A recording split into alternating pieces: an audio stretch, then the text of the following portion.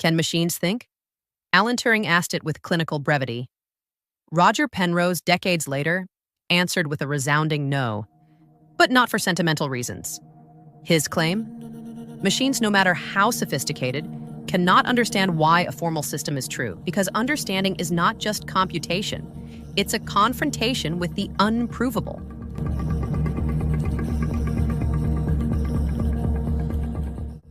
The title for today's talk could very well be either of two options. Which one we choose depends, of course, on the prevailing philosophical weather. And since we've no wish to become metaphysical meteorologists, we shall take the more tyrannical route and simply present both. You may select whichever feels less like rain.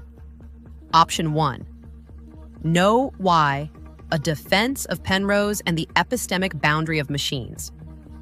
A title that, like most arguments worth having, contains more syllables than certainty. Option 2. Instantiating Why, Penrose, cognition, and the machine that couldn't know. A bit more dramatic, though admittedly it sounds like a children's story written by Gödel in a bad mood. Choose as you please, but do be warned. Regardless of the label, what follows will contain fewer answers than questions and more doubt than comfort, just as philosophy should. Now, having dispensed with the administrative illusion of choice, let us turn, with all due caution, to the matter at hand. This is what Penrose have to say. Because it doesn't know that they're true. You see, that's the whole point about the Gödel theorem. The whole point, as far as I'm concerned, about the Gödel theorem is how do you transcend the rules? And that's what you do, by understanding them. You understand them why they're true. It's not that you use the rules, but you understand why use of the rules only gives you truths. And that's how you can prove things which go beyond the rules, by knowing why they're true. Okay, if you're confused here, the interviewer asked Penrose why machines can't create their own rules.